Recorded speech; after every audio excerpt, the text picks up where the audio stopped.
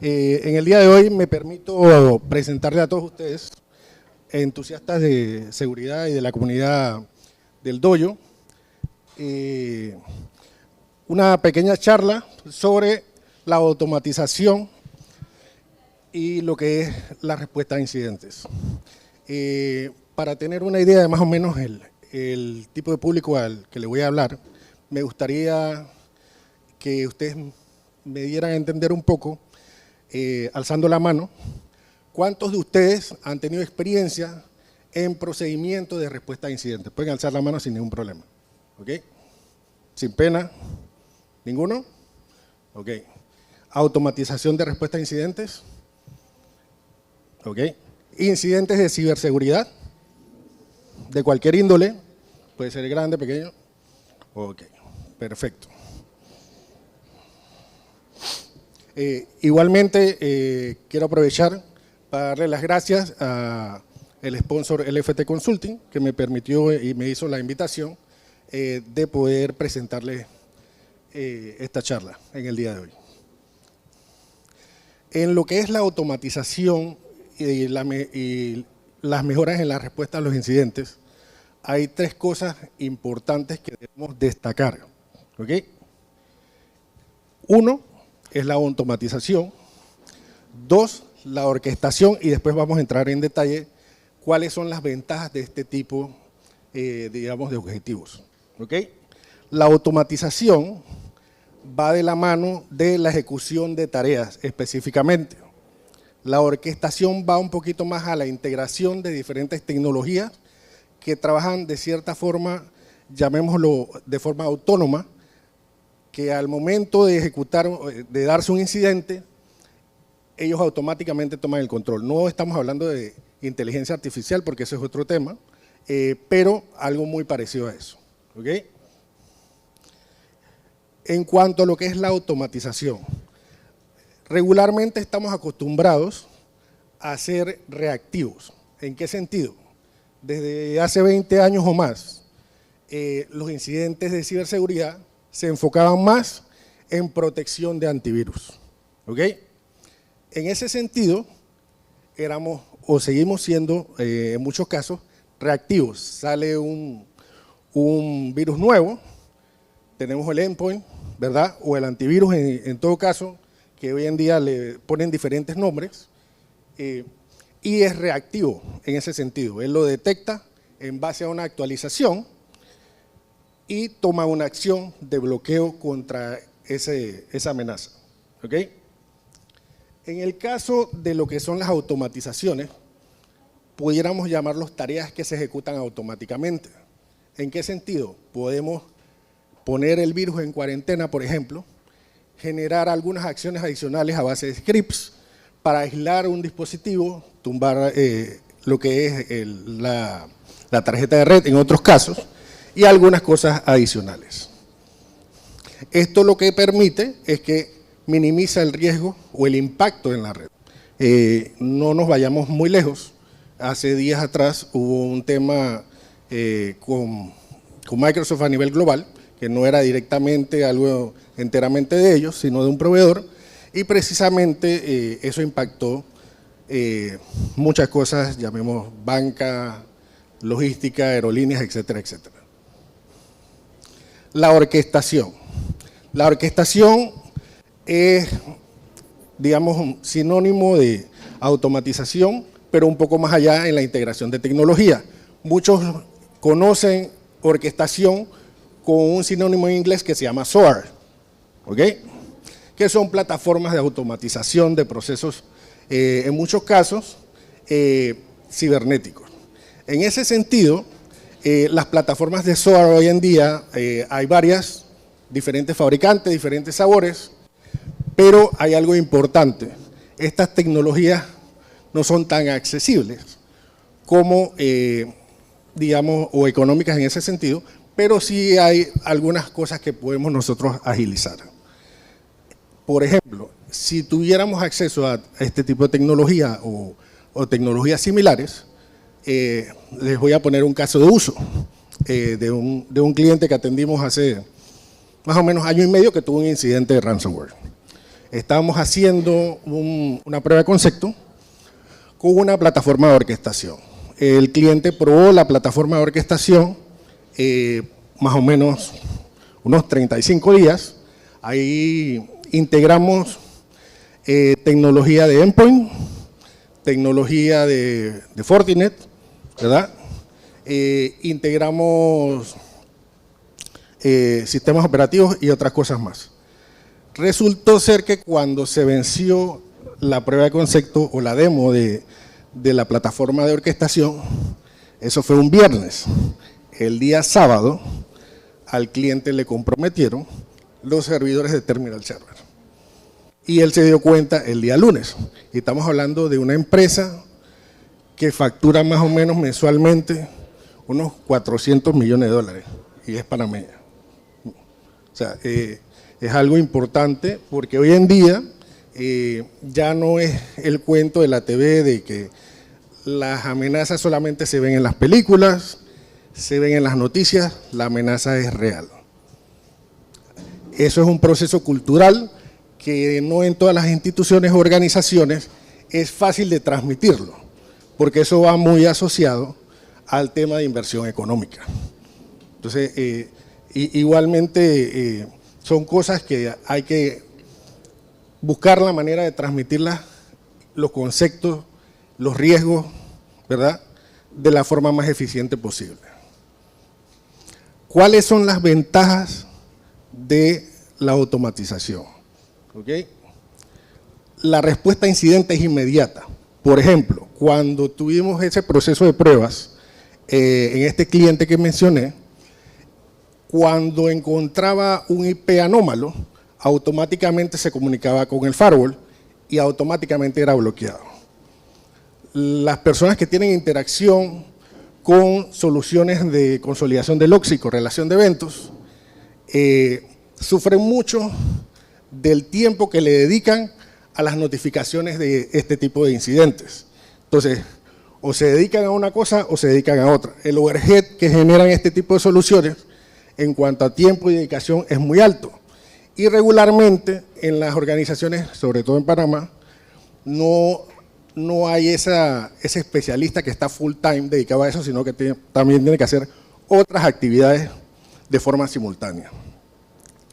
Eso lo que permitió en ese lapso que se hizo la prueba es que la cantidad de notificaciones o incidencias disminuyera más o menos en un 75%, y ellos solamente veían las notificaciones de que alguna acción había tomado de forma automática y podían atender otras actividades que ya tenían solapadas o que ya se les habían acumulado en el tiempo, hasta que pasó el incidente de ransomware, que eso fue otro tema.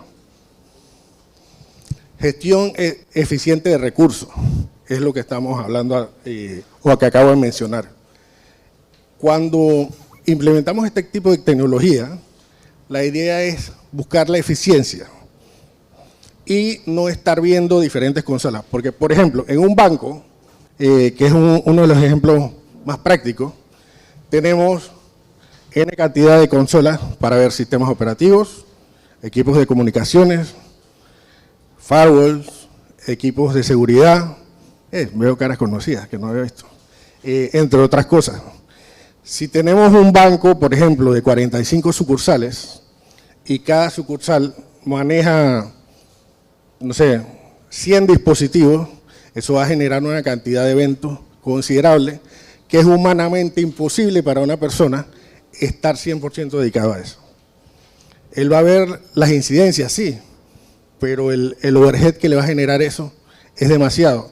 Hay una tendencia del mercado en general, no solamente de la banca, sino de otros mercados, en irse a este tipo de tecnologías de automatización y de orquestación. ¿Okay?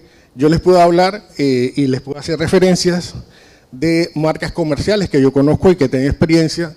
Tengo bastante conocimiento sobre diferentes marcas, que esa es una de las ventajas de la gente que me conoce, pero no son, digamos, tecnologías tan accesibles económicamente. Pero siempre se puede hacer algo para mitigar el riesgo. No quiere decir que porque sea una tecnología que todavía no está tan accesible, no se puedan hacer cosas. Anteriormente, por ejemplo, el cifrado de disco era muy costoso hace 20 años, hoy en día es mucho más accesible y hay tecnología open source para eso. ¿Okay? Algo muy importante, y eso se lo digo por experiencia propia. Hicimos un trabajo de revisión de un proceso de gestión de incidentes en una entidad financiera, que era parte del cumplimiento requerido para la superintendencia bancaria. Lo primero que hicimos fue preguntar cuándo había sido la última vez que el procedimiento había sido actualizado. El procedimiento tenía 3 años, la respuesta fue nula. Luego preguntamos si la lista de escalación o de los contactos de ese procedimiento está actualizada. Resulta ser que habían 5 contactos que ya no pertenecían a la organización. Entonces, si hubiera habido un incidente en ese momento, cuando iban a llamar, ¿su nombre es? Disculpe. Iván. Iban a llamar a Iván, resulta que Iván ya estaba en otra organización con otro número de teléfono que definitivamente no lo iban a ubicar. Y que resulta que Iván era el responsable del sistema core de la organización. Y esa cosa pasa muy a menudo. Pasa muy a menudo con los procedimientos de respuesta a incidentes, pasa muy a menudo con la actualización de los procedimientos de continuidad de negocios. Eso es un proceso continuo de actualización. ¿Es pesado? La respuesta es sí. ¿Que la gente lo tiene que hacer? Sí. ¿Hay que sacar tiempo? Sí. Lo óptimo sería tener una persona dedicada a eso. Esa es la realidad, pero no necesariamente todas las organizaciones pueden tener ese recurso. Si tienen alguna pregunta, alguna observación, levanten la mano. Aquí no vamos a cobrar ni tampoco sufran de pena por eso. ¿Ok? Yo les voy a compartir esta información a través de la comunidad de Dojo para que la tengan también de referencia, porque hay unos links interesantes que aunan o entran en más detalle de procesos continuos de automatización, hacen referencias y demás. En cuanto a lo que es la automatización per se,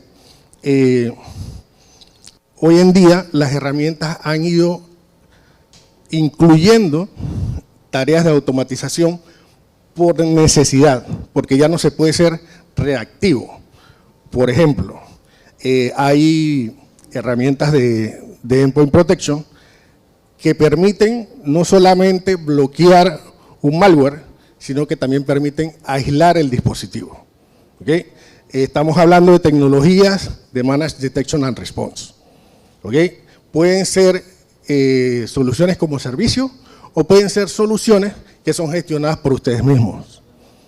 La diferencia es que si son gestionadas por ustedes mismos, después de la hora de trabajo, si pasa algo, nadie se va a dar cuenta hasta el día siguiente. En un servicio gestionado es algo 24/7 por 365. ¿Okay? En cuanto a lo que es la mitigación y la respuesta a los incidentes, lo que es la comunicación en la lista de escalación es algo que me gustaría hacer mucho más énfasis, porque, por ejemplo, y hablo más de experiencia bancaria porque es la que más tengo, en este cliente que estuvimos revisando el procedimiento de respuesta a incidentes, ellos dependían del área de comunicaciones que estaba en otro país para poder hacer una prueba. O sea, la coordinación es compleja, siempre, ya sea local o sea con un equipo que está distribuido. Pero lo más importante es tener la información correcta de contacto, porque si no está actualizada, no va a funcionar el procedimiento.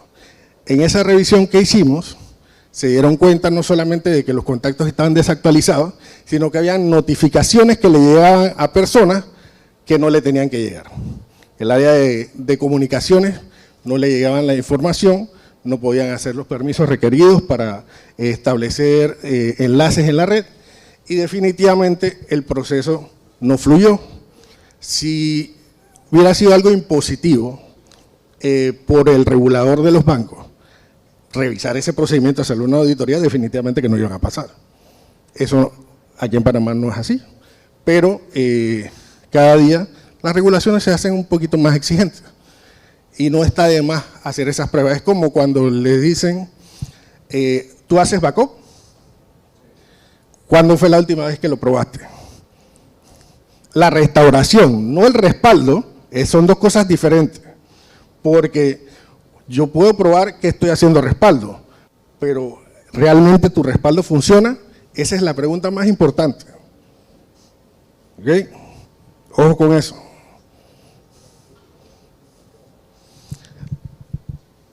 Mejores prácticas. El tema cultural, si bien es cierto, es algo que la gente repite de manera incisiva, es algo muy, muy importante, porque hay que hacerle saber al personal de la organización de que tiene una responsabilidad. ¿Okay? Por ejemplo, ¿qué nos pasó en ese proceso de revisión del procedimiento de respuesta a incidentes? La gerente de operaciones de este banco tenía un papel crucial en el procedimiento porque ella es la que toma las decisiones. Si hay un incidente ransomware, ella es la que tenía que tomar las decisiones de cara a los clientes e informarles. Y esta persona resulta que no quería atender las reuniones para revisar el procedimiento, pero era su función. Cuando logramos transmitirle y hacerle entender el porqué de las cosas, entonces le prestó atención. Ese es un proceso cultural que hay que llevar a cabo. Cuesta mucho, la respuesta es sí, cuesta mucho. En algunas organizaciones más que otras, pero es necesario y es importante, porque al final el cuello que está en riesgo es del operativo de seguridad de la información. Y ustedes son los responsables de comunicar las cosas. Hay cosas que precisamente son importantes comunicarlas, pero ustedes tienen que buscar la manera de siempre mantener a la gente comunicada y que todos entiendan por qué de las cosas y por qué el riesgo. Porque si ustedes no lo transmiten, ellos no lo van a entender. Y si pasa algo, ¿a quién le van a preguntar? A Iván, ¿sí o no? Eso es un proceso repetitivo, pero es así. Herramientas y sistemas adecuados. Esto no tiene una fórmula perfecta, porque esto va muy asociado al presupuesto de la organización. En unas organizaciones es más eficiente, en otras no. Tenemos que trabajar con lo que tenemos a mano, es cierto, pero siempre hay una manera de hacer que las cosas funcionen y que el riesgo sea mucho menor, ya sea prestando la atención a la parte cultural, haciendo más énfasis en la gente que no esté abriendo correos electrónicos que no debe, que ya prácticamente todos los ataques cibernéticos entran por el correo, o en su mayor parte, y los canales de comunicación. Después que hicimos la revisión con la gerente de operaciones, hicimos un ejercicio de la lista de escalación de incidentes. Y lo hicimos a propósito un domingo. Nadie contestó el teléfono. Y en teoría había un ataque de ransomware. Y es un banco internacional que tiene repercusiones muy pesadas. Entonces, son cosas que la gente tiene que entender el nivel de riesgo operativo. O sea, la persona cuando vio la llamada del trabajo, un domingo, yo llego el lunes. O sea, la gente a veces no entiende el nivel de responsabilidad hasta que pasan las cosas, pero ya cuando pasó Juan, ¿ya para qué? Pero todo está documentado, todo lo leen la primera vez, pero este es un proceso repetitivo. Desafortunadamente, somos como la piedra en el zapato de muchos departamentos, sobre todo el departamento operativo, que es el que más impacta cuando hay que hacer restricciones, filtraciones y demás. Entonces, es un proceso incisivo, es un proceso repetitivo, es un proceso cultural. Y nosotros, hablo de la comunidad de seguridad de información en general, somos los responsables de transmitir esto de la mejor manera para que la gente entienda el nivel de riesgo, entienda por qué hay que invertir, porque no solamente es decirle, necesito tal cosa. Eso es fácil, pero justifícalo. Eso no es tan fácil. No es tan fácil decirle a un gerente operativo por qué vas a cambiar toda una tecnología por otra. Eso no es tan fácil. Iván, tú trabajaste en el área bancaria, ¿cierto? Sí, yo tengo buena memoria. Y pues tenemos que ser incisivos, insistentes, nos pueden llamar necios en algunos casos, pero ese es nuestro trabajo, esa es su función, transmitir, proteger culturalmente, transmitir esa información a todos los usuarios de la organización. Aquí, esto lo adicioné para que lo tengan de referencia, que es cómo se hace un plan de respuesta a incidentes. Este es un ejemplo. Yo les recomendaría, se los voy a poner en la comunidad de Dojo, el link del procedimiento de respuesta a incidentes del NIS, porque ese es uno de los más estándares que existe. No necesariamente van a tener, digamos, todos los eslabones de la cadena, pero pueden tener una referencia en ese documento. ¿Okay? Esa es una de las referencias que yo más utilizo, porque es algo muy estándar, es lo más parecido a ISO. No es lo mismo, pero va en esa línea. La revisión del plan de respuesta a incidentes. La documentación de las pruebas es sumamente importante. Algunos de ustedes han hecho un informe de la restauración de las pruebas de respaldo. Si en caso tal no han tenido experiencia en respuesta a incidentes, alce la mano el que ha hecho una documentación de las pruebas de restauración. Ok, bueno, eso es importante, al menos 2.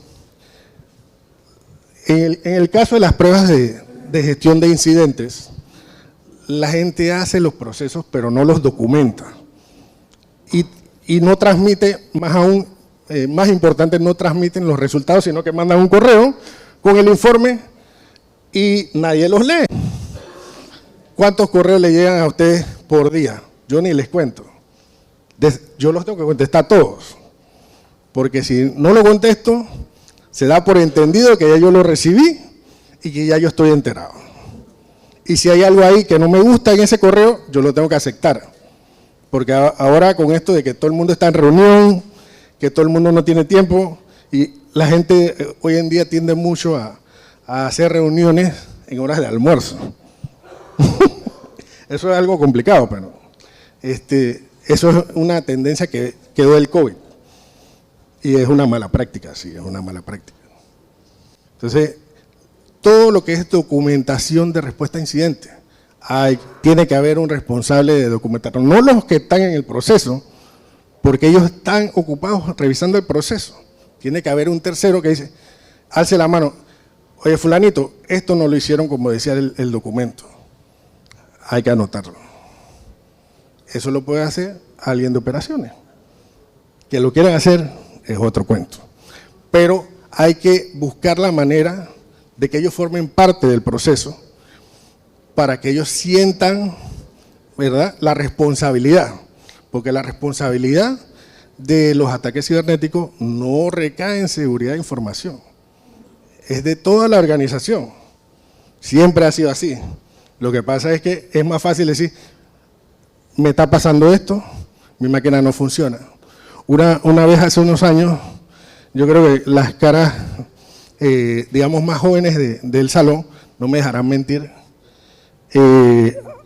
había un virus, o existe un virus, que agarra los archivos de Office y los deja en 0K, en cero, todo el contenido lo elimina, pero deja el archivo ahí. No recuerdo el nombre ahorita. Eso fue hace como, por ahí, 15 años, no, tampoco es que estoy tan viejo. Y yo recuerdo que me llamaron, en ese tiempo yo atendía clientes directamente, y me llamaron de que había un incidente. Resulta ser que en el área de contabilidad, una muchacha agarró un USB de su casa y lo conectó.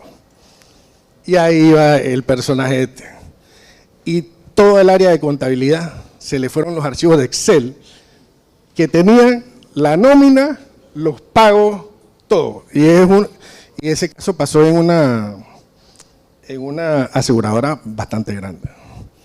Cuando le notificaron a la gerencia de que eso había pasado, lo primero que hizo es, ¿quién tuvo la culpa? Esa no es la manera más correcta de atender eso. Obviamente sí es bueno saber por dónde pasó, pero eso no es el procedimiento correcto. Lo más triste es que, adivina, no tenían respaldo. El wiper, correcto. No tenían respaldo. Y las áreas operativas y de contabilidad tienden a atender archivos de Excel que están concatenados, que pueden tener 50, hoy en día pueden tener, no sé, 100 megas. O sea, había un karma en ese departamento, así como de ultratumba, no les puedo explicar. Las muchachas llorando, o sea, es terrible. O sea. Pero son cosas que si culturalmente las transmitimos de la forma correcta, esas cosas se pueden evitar. Hoy en día, gracias a tantas cosas que han pasado, la gente está tomando más conciencia. Sobre todo cuando les duele en el bolsillo. Y hablo de los temas de phishing. Que hoy en día reciben un correo y ya le toman un poquito más de aprehensión, porque si se meten en mi banca en línea, porque si se meten en mi correo, la gente está tomando un poquito más de conciencia en ese sentido. Y eso es bueno, pero lo hacen con lo personal, no necesariamente lo hacen en la organización. Y son cosas que hay que buscar la manera de reforzar y transmitir. Y bueno, lo que le comentaba en un principio, la amenaza es real. Esto no es un cuento de películas, ni de tiras cómicas, ni de la TV. Tenemos que buscar la manera de transmitir el sentir y la responsabilidad, sobre todo, que tiene cada individuo de la cadena en el tema de la respuesta a los incidentes. Porque no necesariamente tiene que ser tecnológico la persona o el eslabón de la cadena. Vayámonos al caso de la gerente de operaciones. La llamaron el domingo, estaban fuera de línea. Ah, no, ese es el trabajo, eso puede esperar el lunes. Pero eso no podía esperar el lunes.